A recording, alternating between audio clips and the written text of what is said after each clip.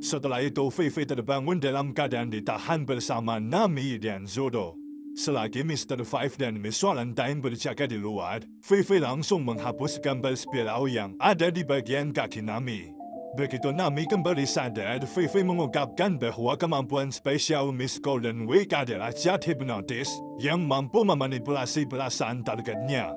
Efek manipulasi perasaan ini pun bisa dilenyapkan dengan menghapus cat hipnotis tersebut. Sayangnya, Nami tidak mampu menghapus cat hipnotis pada bagian kaki Zodo karena ia selalu menghindar. Fei Fei lalu memastikan mereka sekarang sedang berada di dalam rumah lilin ciptaan Mr. Fei. Belenggu yang dipasang pada tangan kelompok Nami juga merupakan lilin ciptaan Mr. Fei, sehingga belenggu tidak bisa dibuka dengan kunci apapun. Kini Fei Fei hanya bisa berharap mereka akan diselamatkan oleh Usopp, Sanji, atau Luffy. Di sisi lain, Mr. Fei sedang berbicara dengan Miss Golden Week. Rupanya, objek lilin ciptaan Mr. Fei di dekat mereka akan digunakan untuk membunuh topi jerami dan Fei Fei. Melalui objek menyerupai kue ulang tahun itu, Mr. Fei akan membunuh mereka dengan cara artistik karena ia memiliki jiwa seniman yang tinggi.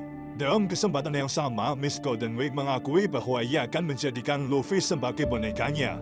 Mr. Fei pun keberatan karena sebenarnya ia ingin menyertakan Luffy ke dalam rencana pembunuhannya. Sementara itu, Usopp yang sedang mencari para kru topi jerami tak sengaja menemukan Luffy di pantai. Usopp pun tidak mengetahui kalau sebenarnya Luffy tidak mau berjuang menyelamatkan teman-temannya akibat terkena cat hipnotis Miss Golden Week. Usopp akhirnya terpaksa kabur tanpa Luffy begitu mendengar suara Miss Golden Week yang akan segera datang. Waktu pun terus berlanjut hingga Sanji menemukan rumah lilin Mr. Fei. Saat memeriksa rumah itu, Sanji tidak menemukan siapapun. Nah, sebelum Sanji datang, Mr. Fei telah memindahkan kelompok Nami ke objek lilin. Adapun kaki mereka ditahan dengan lilin sehingga mereka mustahil bisa kabur. Dengan memanfaatkan meriam Mr. Five, Mr. Fei menciptakan hujan lilin di sekitar objek tersebut. Rupanya, Mr. Fei menggunakan hujan lilin ini untuk mengubah kelompok Nami menjadi patung lilin secara perlahan. Dan saat nanti mereka sudah menjadi patung lilin sepenuhnya, kelompok Nami akan tewas dalam hitungan menit. Kembali ke Sanji, ia iseng mengangkat telepon si transponder yang ada di rumah lilin Mr. Fei. Tak disangka, telepon itu berasal dari Mr. Zero, sang ketua baru Guard. Nah, ternyata telepon yang digunakan oleh Sanji dan Mr. Zero sudah diatur untuk menyamarkan suara pengguna agar resiko disadap oleh Angkatan Laut bisa diminimalisir. Berkat fitur penyamaran suara ini, Sanji bisa berpura-pura menjadi Mr. Fei dengan leluasa. Sanji lalu menyatakan topi jerami dan Fei Fei sudah dibunuh. Percaya pada keterangan ini, Mr. Zero akan segera mengirim 2 agen untuk memastikan dan membereskan mayat korban. Tak lama kemudian, terungkap bahwa 2 agen itu adalah Mr. 13 dan Miss Friday, yang masing-masing berwujud kucing dan burung pemakan bangkai. Mr. 13 lalu menyerang Sanji dengan senjata mesin, namun Sanji berhasil menghindari tembakan. Bahkan, Sanji berhasil menundukkan Miss Friday. Sesaat setelahnya, Sanji bertarung melawan Mr. 13. Dengan penuh perjuangan, Sanji akhirnya berhasil menaklukkan Mr. 13. Sanji lalu memberitahu Mr. Zero bahwa 2 agen utusannya telah mati. Seketika itu, Mr. Zero bisa menyadari orang yang sedang bertelepon dengannya bukanlah Mr. Fei. Saat penyamarannya terbongkar, Sanji menggunakan nama palsu lain agar Mr. Zero tidak bisa mengetahui identitas aslinya. Di akhir komunikasi, Mr. Zero bersumpah akan membuat Sanji menyesal karena sudah berani menipunya.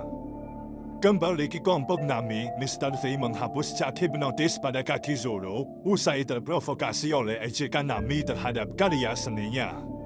Sementara itu, Usopp yang sedang mencari bantuan tak sengaja menemukan Brogy masih hidup. Nah, menurut dugaan Brogy, ia bisa selamat karena pedang Dory kurang tajam untuk menghabisi nyawanya. Sayangnya, Brogy masih kesulitan bergerak akibat lukanya, sehingga ia tak bisa membantu Usopp menyelamatkan topi jerami. Berkat nasihat Brogy, Usopp kini siap mempertaruhkan nyawanya untuk menyelamatkan topi jerami. Di lain pihak, Miss Golden Week sedang asyik mempermainkan Luffy dengan semua cat hipnotis yang ia punya. Ternyata setiap warna memiliki efek manipulasi perasaan yang berbeda-beda, namun semuanya berfungsi agar target bisa dikendalikan oleh Miss Golden Week. Mengetahui pemakan buaya iblis tidak bisa berenang di laut, Miss Golden Week memerintahkan Luffy untuk bergerak ke laut agar nanti ia tewas tenggelam. Lantas saat Luffy dalam bahaya, Usopp datang untuk menyelamatkannya. Saat berjuang mencapai lokasi Luffy, Usopp tanpa sadar melakukan aksi yang membuat semua cat hipnotis mengenai wajah Miss Golden Week. Di sisi lain, Miss Golden Week kini menderita gangguan jiwa akibat terkena semua cat hipnotisnya. Sementara cat hipnotis pada pipi Luffy telah hilang akibat terkena air laut. Begitu kembali sadar, Luffy bergegas menyelamatkan topi jerami bersama Usopp. Berkat informasi Usopp, Luffy berhasil mencapai lokasi kelompok Nami dengan cepat. Ternyata saat itu kelompok Nami sudah berubah menjadi patung lilin, dan mereka bertiga akan tewas kehabisan nafas dalam hitungan menit. Mr. Free lalu membenarkan bahwa ia menjadi dalam pengeracunan biologi. Mr. Free akhirnya melarikan diri begitu ia diincar oleh Luffy.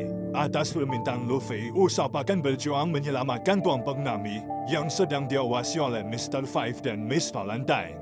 Tak mau diremehkan oleh Usopp, Miss Valentine akhirnya menerima tantangan duel 1 lawan 1. Selama pertarungan berlangsung, Usopp sengaja membiarkan dirinya dihantam berulang kali oleh Miss Valentine di area objek lilin.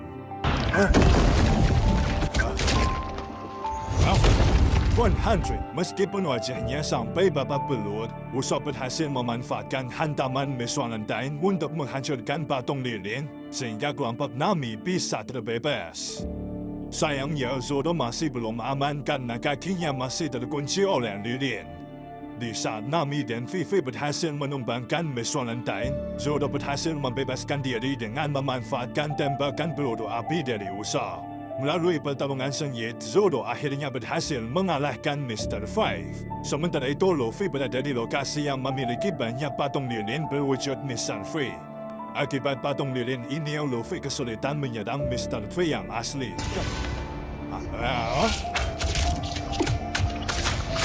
Luffy lalu kembali mengejar Mr. Free, hingga ia pun menemukan Dory telah berubah menjadi patung lilin. Saat pertarungan kembali berlanjut, Mr. Free memasang belenggu pada kedua tangan Luffy agar ia tidak bisa bergerak dan mudah dibunuh. Luffy lalu berhasil menghancurkan salah satu belenggu dengan memanfaatkan serangan Mr. Free yang meleset. Puncaknya, Luffy berhasil mengalahkan Mr. Free dengan menghantamkan belenggunya sampai hancur.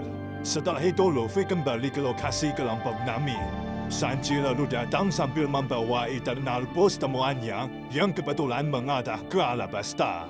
Tak lama berselang, Dory juga muncul dalam kondisi normal. Ternyata sebelumnya Luffy telah menghancurkan patung lilin Dory. Seiring berjalannya waktu, topi jerami bersiap meninggalkan Little Garden di saat Dory dan Brogy telah pulih total.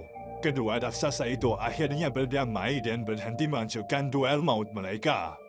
Usai berpamitan dengan Dory dan Brogy, topi jerami akhirnya mulai berlayar. Luffy lalu memutuskan untuk membawa Vivi ke Alabasta bersama topi jerami agar sang kapten bisa melindungi Vivi sampai tiba di lokasi tujuan.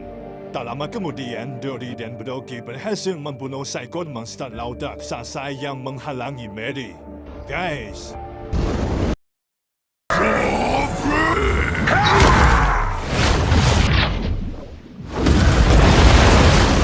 senjatanya ke laut, Dory dan Brogy memutuskan untuk berduel dengan tangan kosong untuk membuktikan siapa pembunuh monster raksasa yang terkuat di antara mereka. Sementara di rumah lilin, Miss Valentine akan memberitahu Mr. Zero bahwa Mr. Free menjadi penyebab kegagalan misi pembunuhan topi jerami dan Vivi. Tak mau dirinya dieksekusi, Mr. Free akhirnya membungkam Miss Valentine demi menutupi kegagalannya.